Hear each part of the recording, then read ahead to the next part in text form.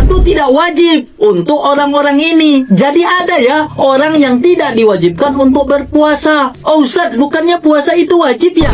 Betul, puasa itu wajib. Tapi khusus untuk orang-orang ini boleh untuk tidak berpuasa. Siapa aja tuh Ustaz? Apakah Anda termasuk? Anda lagi malas puasa soalnya.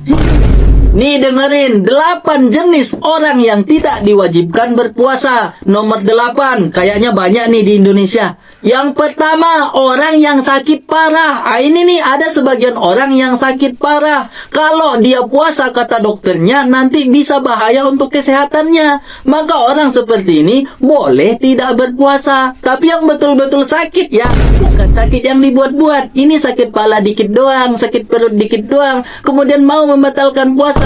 Bukan. Dan perlu diingat juga, kalau dia sudah sembuh, nanti puasanya harus dikodok, diganti juga. Jadi kalau pura-pura sakit, rugi juga, nanti diganti. Nomor 2, orang yang bekerja keras. Ini nih, ada sebagian orang yang bekerja keras. Saking kerasnya, saking capeknya pekerjaan itu, bisa mengancam nyawanya kalau dia tidak makan atau minum. Orang yang seperti ini boleh tidak berpuasa. Tapi mau betul-betul dalam keadaan darurat ya. Kalau masih bisa ditahan, ya tahan aja. Tapi kalau nggak bisa ditahan, baru boleh dibatalkan. Tapi jangan berenteng-enteng pula. Anda nggak tahan lagi. Padahal sebenarnya sanggup. Jangan bohong. Dan ingat juga, orang yang seperti ini juga kalau sudah tidak bekerja keras lagi, nanti harus dikodo juga, diganti juga. Nomor 3, orang yang musafir. Apa pula tuh Ustaz musafir? Perjalanan jauh. Sejauh apa pula tuh Ustaz? Sekitar 80 km. Jadi orang yang perjalanan jauh sekitar 80 km itu boleh untuk tidak puasa. Tapi ingat, ketika sudah tidak perjalanan jauh, ya diganti. Nomor 4, orang tua yang sudah renta, sudah sangat lemah. Ada nih kakek-kakek atau nenek-nenek yang tubuhnya sudah lemah. Kalau dia paksakan puasa, sudah nggak sanggup lagi. Orang seperti ini boleh tidak puasa, tapi ingat, ini bukan dikodo, bukan diganti, tetapi bayar denda.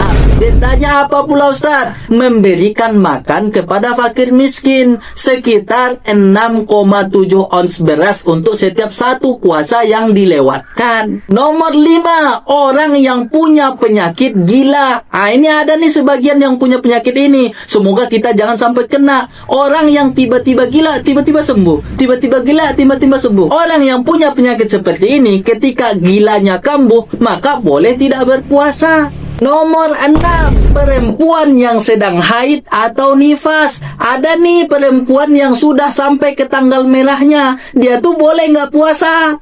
Dan juga perempuan yang sedang nifas setelah melahirkan, itu juga boleh tidak berpuasa. Tapi ingat, nanti diganti juga ketika haid atau nifasnya telah selesai. Nomor 7, ibu yang hamil atau menyusui. Jadi kalau ada ibu-ibu yang hamil atau menyusui, dia khawatir untuk kesehatannya atau kesehatan anaknya nanti, maka dia boleh tidak berpuasa. Tetapi ingat, ada kodonya nanti, diganti juga.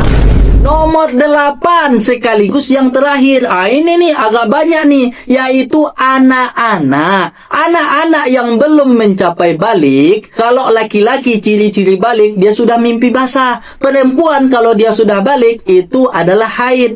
Jadi kalau ada anak-anak yang belum mimpi basah atau belum haid, dipaksakan puasa, itu parah betul.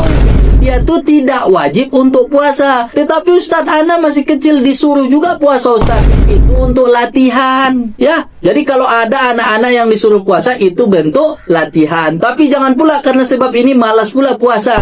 Harus latihan dulu supaya terbiasa. Dan ingat juga kepada orang tua, udah tahu anaknya, aduh udah tahan lagi, udah jelas anaknya tambah kurus, krempeng, udah nampak kurang nutrisi karena puasa, masih dipaksa juga puasa. Parah betul ini ibunya nih.